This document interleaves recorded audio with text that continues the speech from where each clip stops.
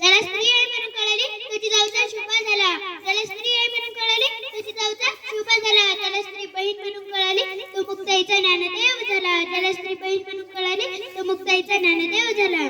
प्रत्येक महान व्यक्तीच्या जीवनात यशाला स्त्रियाचा सिंहाचा वाटा असतो, म्हणून स्त्री शक्तीला माझा सलाम. तर म्हणून या स्त्री शिक्षणाचा पाया रचणाऱ्या आद्य शिक्षक क्रांतीज्योती सावित्रीबाई फुले यांच्या स्त्री शिक्षणाच्या कार्यामुळे स्त्री प्रत्येक क्षेत्रात आता कार्यरत आहे. अशा या क्रांतीज्योतीच्या जीवनावर नाटक घेऊन येत आहेत 4थी आणि 5वीचे विद्यार्थी. या प्रस्तुत नाटिकेत स्त्री शिक्षणाची सुरुवात कशी झाली आहे ते बघणार आहोत. काय बाई, आज आपण पाहतो पुरुष मुले शाळेत जातात, शिकतात, पुस्तके वाचू लागतात, पण मी का जात नसेल बरे? अगं बाई, तुला माहित नाही का, मुलींच्या शिक्षणाला परवानगी नाही, मान्यता नाही. स्त्रियांचे जीवन म्हणजे चूल आणि मूल एवढेच चौकटीत आहे. पण बाई आपल्याला पण शिक्षण मिळाले पाहिजे. शिक्षण हे समाज परिवर्तनाचे माध्यम आहे. काही विशिष्ट लोकांच्या शिक्षणाने हा समाज बदलणार नाही. त्यासाठी सर्व दलितांना, गोरगरिबांना, मुलींना, स्त्रियांना शिक्षण मिळालेच पाहिजे.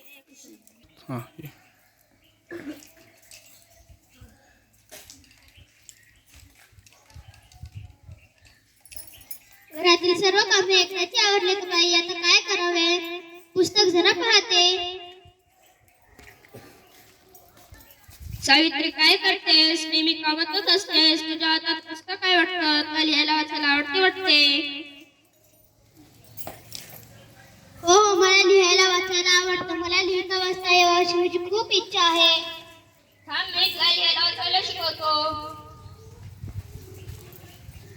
अननसाचं, अननसाचं, आईचं, आईचं, इमारतीचं, इमारतीचं, इडलिंबूचं, इडलिंबूचं, उकळाचं, उकळाचं, ऊसाचं, ऊसाचं. हे सर्व मुळाक्षरे लिहून काढ.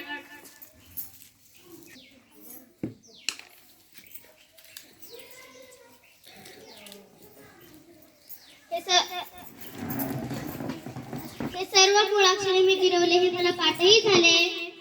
छान छान, तुला आता वाचन सराव करायला हवा.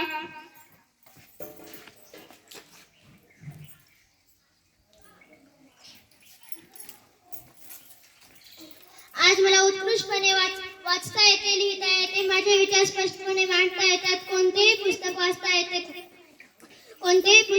येते अशी इतर मुली स्त्री आहेत त्यांना शिक्षणाचा गंध सुद्धा नाही.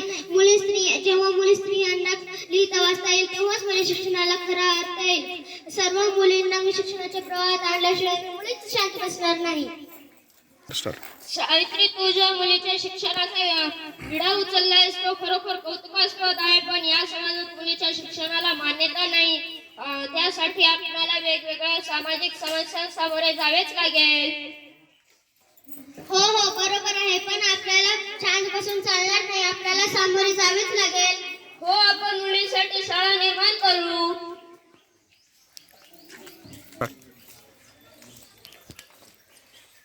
अरे, तुम्हाला काही माहित आहे का? नाही, आम्हाला काही माहित नाही. सावित्रीबाई फुले आणि ज्योतिबा फुले यांनी मुलींची शाळा सुरू करण्याचे ठरवले आहे. नाही, आपण असं होऊ देणार नाही. आपण धर्माच्या विरुद्ध जाणार नाही.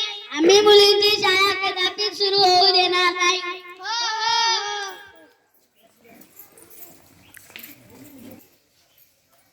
तर मंडळी, सावित्रीबाईंनी वाचन सराव करून त्या उत्कृष्टरित्या वाचू लागल्या, लिहू लागल्या, भाषणे देऊ लागल्या. हाच पुण्याचा भिडेवाड येथे मुलींची पहिली शाळा सुरू करण्यात आली. तर बघूया पुढे काय होते ते. हा बघा पहिला प्रसंग.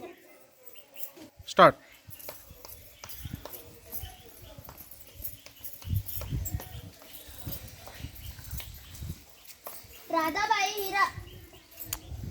राधाबाई, हिराबाई, सोनाबाई, सरूबाई, इकडे या तुम्ही सर्वजणी. काय बाई, काय काम काढलात? आजपासून तुम्ही आणि तुमच्या मुली शाळेत या.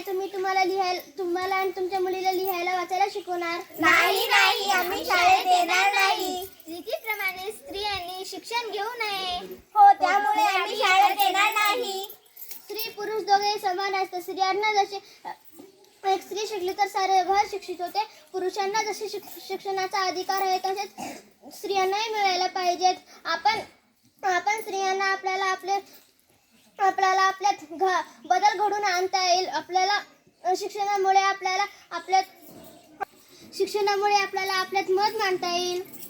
हो बाई, आता मला शिक्षणाचे महत्त्व कळाले. आता आम्ही आमच्या मुलीला शाळेत पाठवणार व आम्ही लिहायला शिकणार.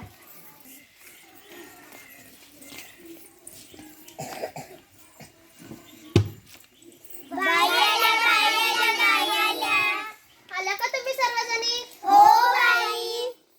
बसा खाली.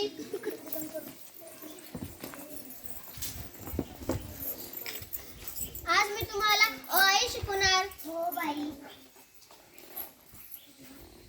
अननसाचं, अननसाचं, आईचं, आईचं, इमारतीचं, इमारतीचं, इडलिंबूचं, इडलिंबूचं, उखळाचं. उखळाचं. हे सर्व मुळाक्षरे तुम्ही उद्या गिरून आणायची. हो बाई.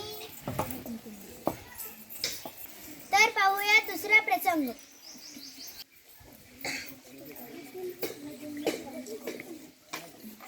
बघा, ती आली सावित्री. कुठे आहे? कुठे आहे? ती बघा, ती आली. तिला सांगितलं होतं शाळेत जाऊ नको, मुलींना शिकू नको. ती ऐकतच नाही. एका तिच्या अंगावर दगड गोटे, शेण गोळ्या, चिखल माती, पाणी.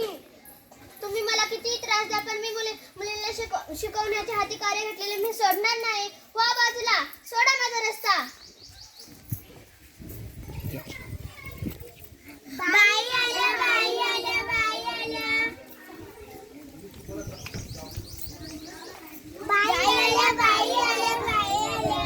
आल्या का तुम्ही सर्वजणी? हो बाई. बाई, तुमच्या अंगावर शेण कोणी टाकलं? बाई, तुमच्या अंगावर चिखल कोणी टाकलं? बाई, तुमच्या अंगावर पाणी कोणी टाकलं? बाई, तुमच्या अंगावर चिखल कोणी फेकलं? बाई, तुमच्या डोक्यावर काय लागलं? तुम्ही बसा खाली, मी साडी बदलून येते. हो बाई.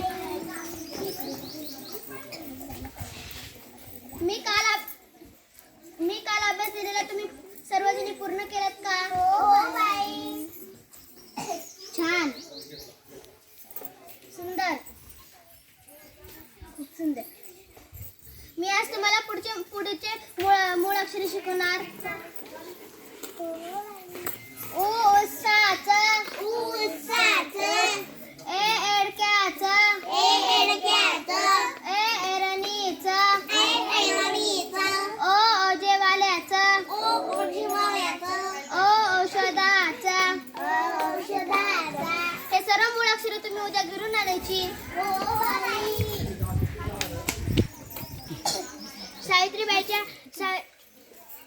सावित्रीबाईच्या अथक परिश्रमामुळे आपल्याला त्यांच्या मेहनतीचे फळ बघायला मिळणार आहेत. नमस्कार, मी सखूबाई रामतुरे. सावित्रीबाईच्या अथक परिश्रमामुळे मला उच्च शिक्षण घेता आले, मला डॉक्टर बनता आले, याचा मला खूप खूप अभिमान वाटतो. नमस्कार, माझे नाव सावित्रीबाईच्या अथक परिश्रमामुळे मला शिक्षण मिळता आले, मला याचा अभिमान आहे. नमस्कार, माझे नाव पूनम पाटील. सावित्रीबाईच्या अथक परिश्रमामुळे मला शिकून पोलीस बनता आले, समाजाची सेवा करता आली, याचा मला अभिमान.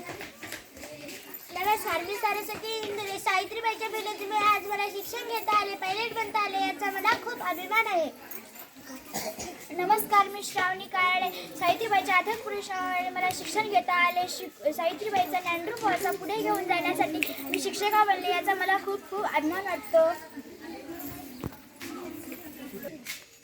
अशा प्रकारे सावित्रीबाईंनी मुलींना शिक्षण देऊन त्यांना त्यांच्या पायावर उभे केले. सावित्रीबाईंनी ही पेटवलेली शिक्षणाची ज्योत आपण चालू ठेवूया. धन्यवाद.